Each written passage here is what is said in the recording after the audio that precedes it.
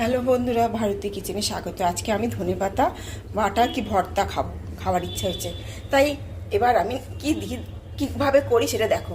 একটু কালো জিরে দিয়ে দিলাম, দুটো কাঁচা লঙ্কা দিয়ে দিলাম, দিয়ে ধনেপাতাগুলো সব দিয়ে দিলাম, দিয়ে একটুখানি নাড়াচাড়া করে এটাকে বাটবো।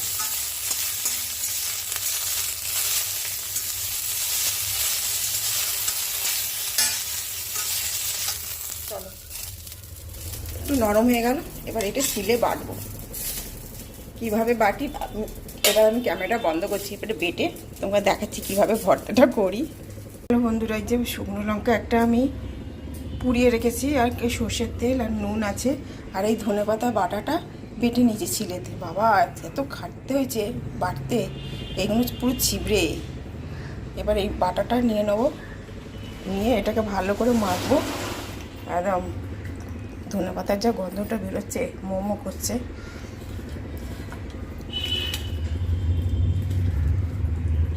দুখানা কাঁচা লঙ্কা দিয়েছি, আর একটা শুকনো লঙ্কা পোড়া লঙ্কা দিয়েছি, ভালো লাগবে।